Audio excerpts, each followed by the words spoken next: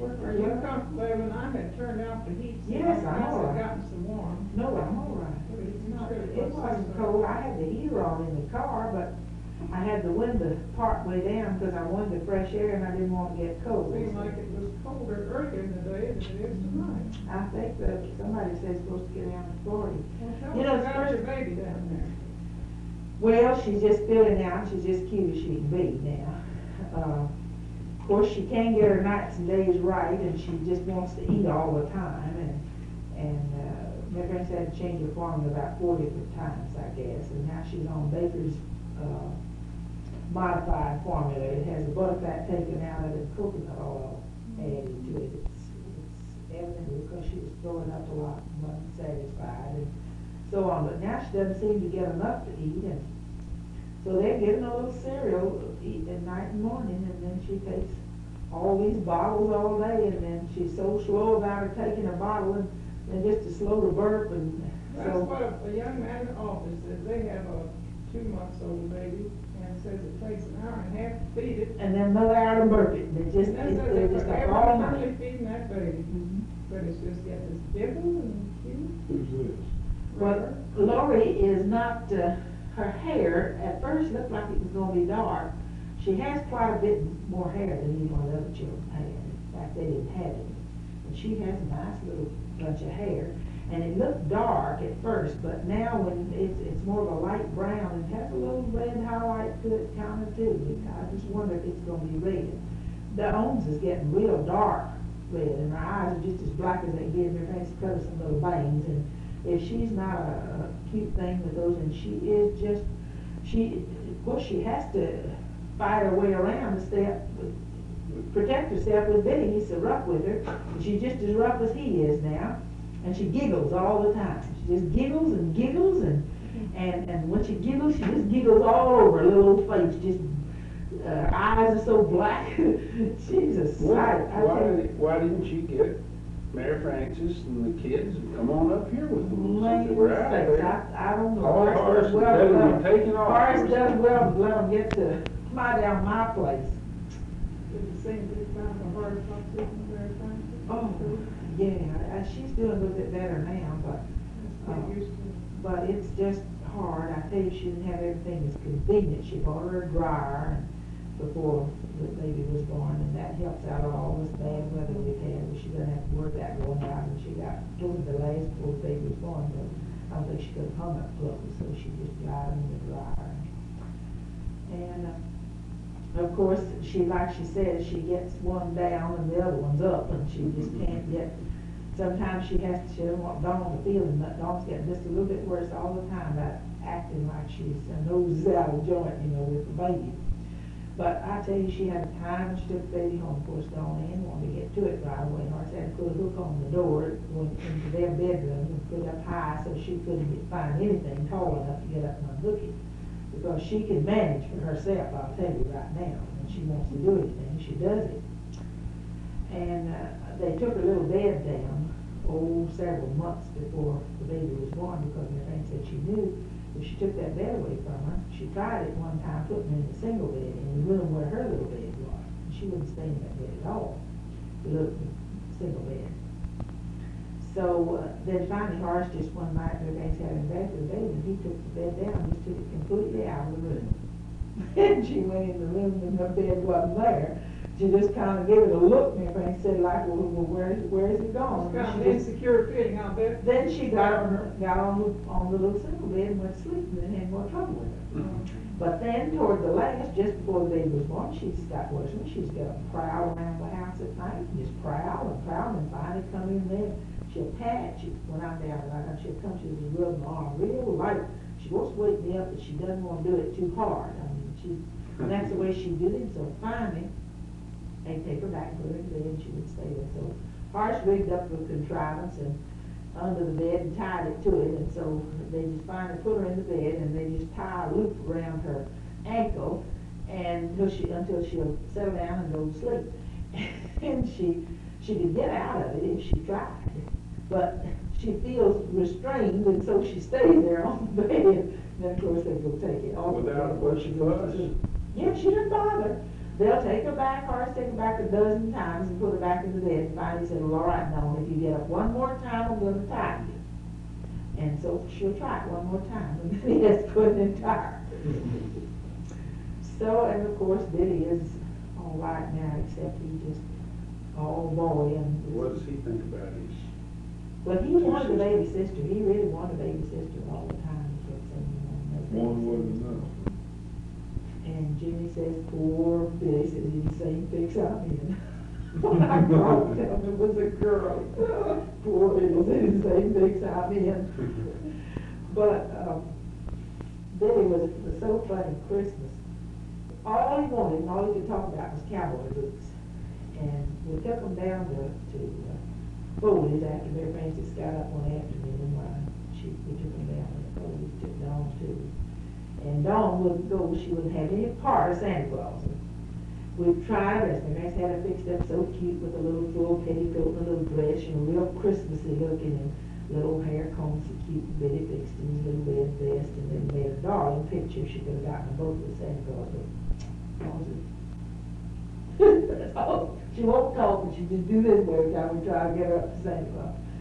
So they say that's the worst age to try to get them to talk to Santa Claus. She's 20 months. And so finally Billy got up there and told Santa Claus what he wanted, and they took a picture. It was real cute.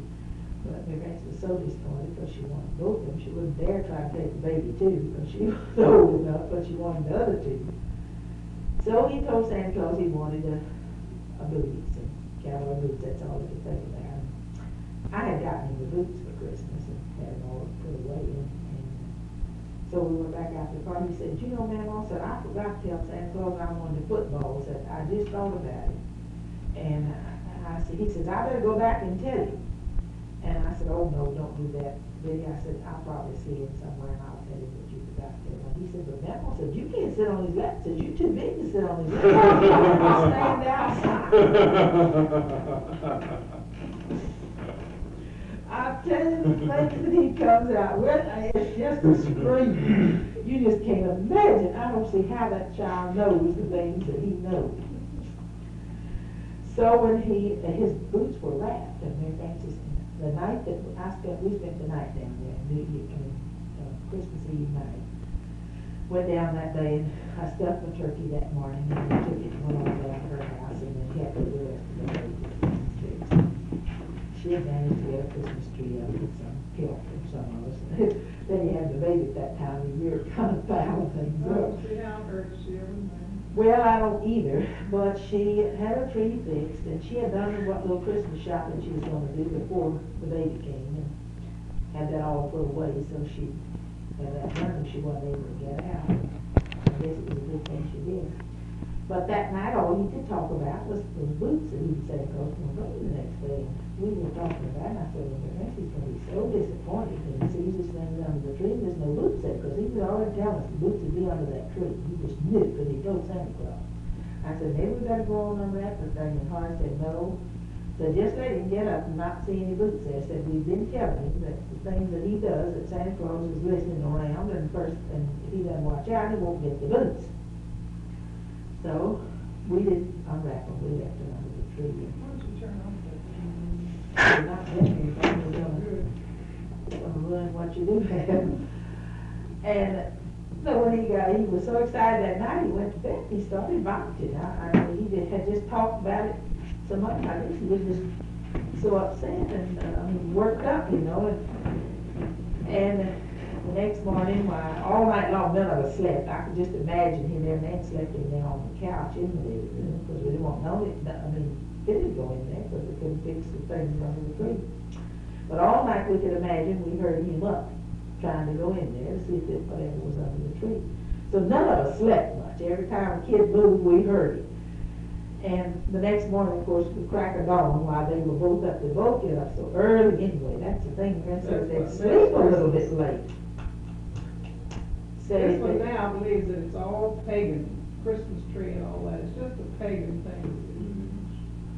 So when he run in there, you know, and he looked under the tree, and the Woots were there. He said, "Oh, my football," and he picked up and he put on such an act. I wish you could have heard him. "My football, Donnie, look at your doll." He was just going on, not one word about the Woots.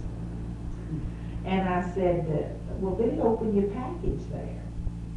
And he sat down very leisurely, untied this box that was wrapped, and just wasn't in too big a hurry. And when he got it open and he saw his boots, he said, "My boots!" He said, "I knew Santa Claus was pulling my leg." He's pretty sharp, isn't he? He is, I think.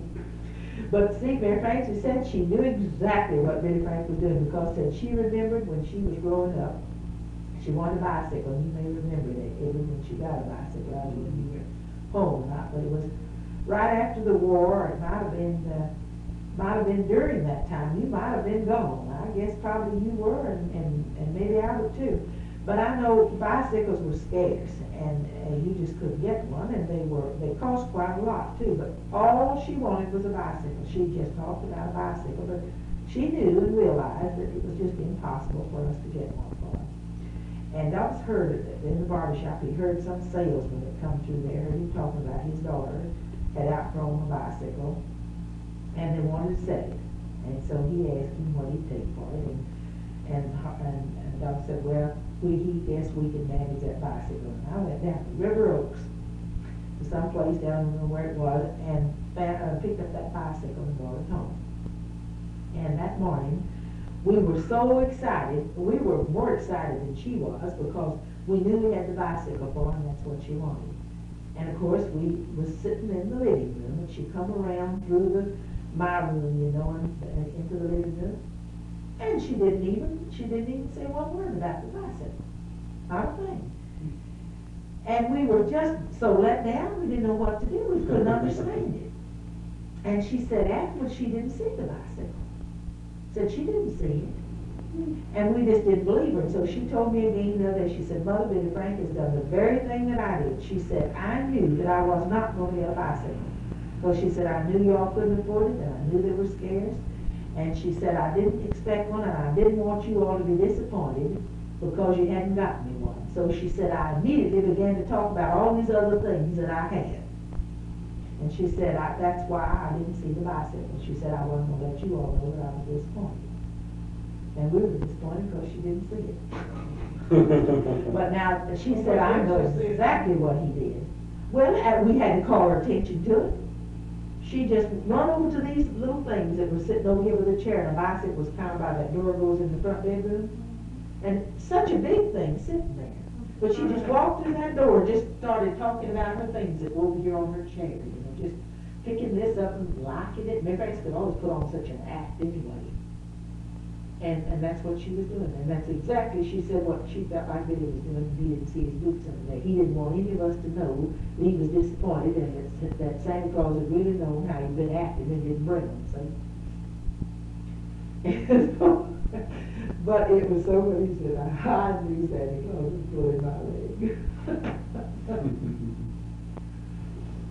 But he talked about his football, and then called Dawn's attention to the doll, and she had already gone to the doll, but he just had to talk to her about everything there right quick.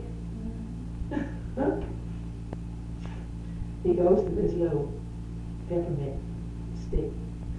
He would call it peppermint cane or whatever it is. Kindergarten out there, you know, 3 days a week, Monday, Wednesday, Friday.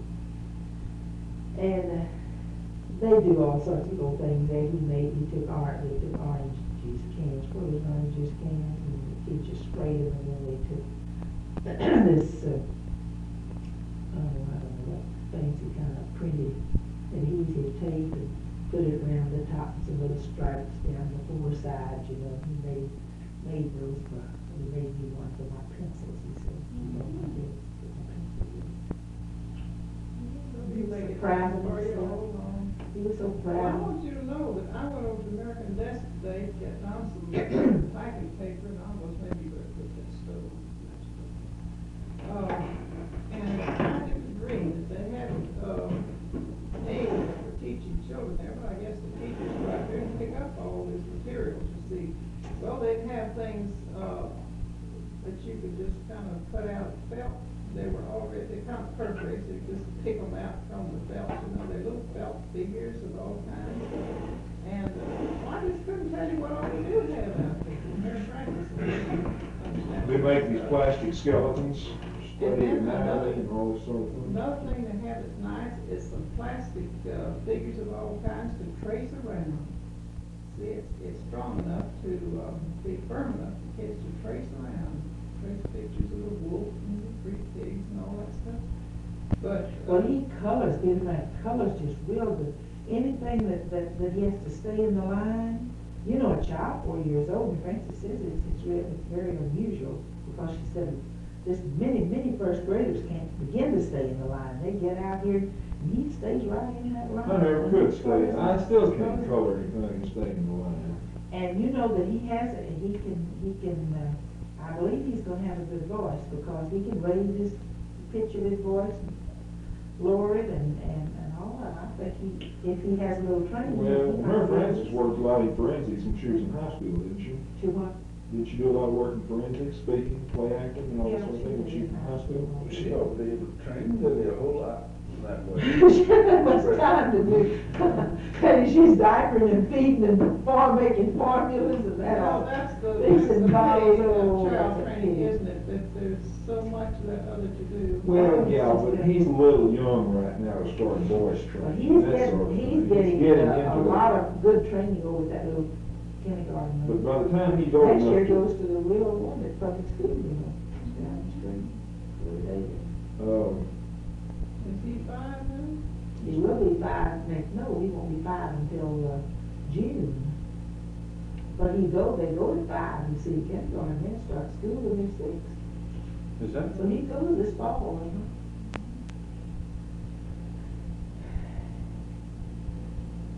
Well, with ours, we are consulting college catalogs. Yeah, that's what I was thinking coming up here. So this time next year, we'll ride around here by ourselves. If Prairie View integrates, you'll be right there close to You you. go to Prairie View. Well, let me tell you something, Billy Frank knows no difference now, so integration won't bother him at all. You know, when I kept the children out there, when my parents went to the hospital, I kept them, and I was going to take off and had planned my vacation all along to take it at that time. And we had just a lot of applications and things come in, and it just looked like she never was going to have everybody in. So I couldn't make any plans or anything else. When I found out that I wasn't going to be able to take off the full time, then I had to try to find somebody to help me at least a half a day in the house.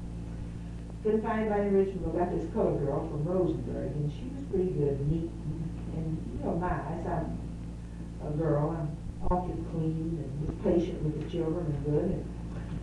And Rosalie was her name. So Billy Frank and Francis said, well, we'd send him to Miss Mary's Stillman's kindergarten while every morning I could take him over there, and then he'd be out 100 foot through the morning, and then they just have Dawn. And Dawn is the worst of metal. Billy Frank never meddle like Dawn does. She just goes constantly from one thing to something else. And I finally decided that the girl wouldn't be able to take care of both of them anyway, so we left Billy Frank over there then part of the afternoon too. Miss Mary said, just leave him, and so she'd make him lay down and rest. And he said, Grandma said, I wish you'd come for me before Miss Mary wants us to lay down. Well, I have to stay on the, and she puts pallets down. Yeah, but that used to bug me too, when I was staying with somebody that made go to bed. Well, they make him do it all the time. He gets so tired, he has to rest.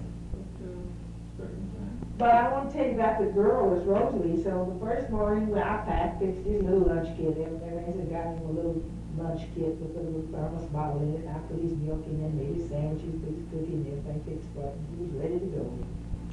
Hat on and all. He said, well, goodbye, Dawn. And Dawn was out on the back porch with the colored girl was standing right there close to her. He said, well, goodbye, Dawn. Said, come on, kiss me goodbye. He run out there to kiss Dawn goodbye. He kissed her. And he stuck his face up, kissed Rosalie too. He makes the rounds, you know, when he gets ready to go, he's going to tell them all goodbye. The same way. He kisses her. So he said, so I could tell that she didn't know what to do. She just didn't know what to do. So she just pushed his little head down like that and kissed him on top of the head. And he was satisfied, he was all happy as he could be. And I didn't want to say anything. I didn't know what to do. I thought, well, maybe tomorrow that it'd be all right. It won't be like that. Next day, why, that was on Monday morning. And then the next day, why, I wasn't ready to take him. Said, goodbye, Dawn, kiss me goodbye. And he kissed Dawn goodbye, and then he looked Rosalie up, you know. She wasn't right there to the side, Dawn, but he kissed Rosalie goodbye too. I could tell she again didn't know what to do. She was a real nice girl. I'm sure she didn't want to try to. Well, she didn't know what to do. I could appreciate her. Typical Southern She nigger. just didn't know what to do. So she pushed his little head down again, kissed him on top of the head. He was happy and went on his way. I still didn't say anything to him. I didn't know what to say. And so the day Mary Frances went home at noon, she helped me just pay for that day. And I took her back to Roseburg. We were on our way to Houston. So I said, well, Dawn, I said, tell Rosalie, don't tell Rosalie goodbye. She'd already got me out of the car and was standing there by the door. And Dawn began to wave to her, you know, and throw her a kiss.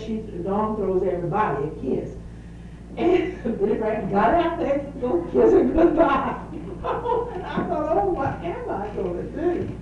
And so Rosalie pushed his head down again, kissed him on top of their head. And when we left, I said, I've just got to say something to him. I just don't know what to do. So I said, Billy Frank, I said, now, you always kiss your mother and your daddy and Dawn and all of us goodbye. And I said, we like for you to kiss us. But I said, not everybody likes for you to kiss them.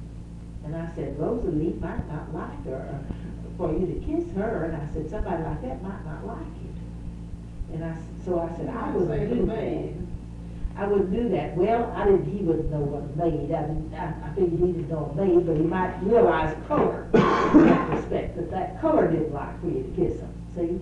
So I didn't know what to say. I mean, it was a situation I didn't know what to do, but I felt like I had to say something to him.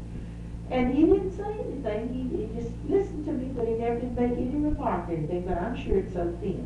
Rosemary Frances doesn't have those deep colored knuckles around. But I bet Matilda kissed him many a time when she kissed him. A lot of these colored people kiss these babies, you know very well they do. And Matilda was so crazy about him, and he was just about Dawn's age, and he would never been able to tell it if Matilda did. So he may be in the habit of being kissed. Well, he wouldn't have remembered that hardly, I don't think. I mean, when he was real. Well, he was that, because he was Dawn's age, and he wouldn't remember that when Matilda kept him in their Frances' teaching. But I said, Dawn throws kisses to everybody when she goes to the filling station, and no matter who it is or what it is that waits on them, while when she was ready to leave, she waves and throws kisses. She's just like this. She's just going all the time. I have never seen Why don't you anybody. bring your record player in here and show it there? It's a little bit big to be moving around. Well, You that's, can turn it on. it's not so big. Well, that's there. your high five that he got. What was You that? got a stereo. Bring it on in here, Donnie. You can move that table and everything, just. Open sit that right little here on the box floor. over there and get those little packages you often have. The problem is well, one of them is a little package a little red package, that's for you and me. What's the honeycomb? No, that's not, that's for Donnie, Donnie, that's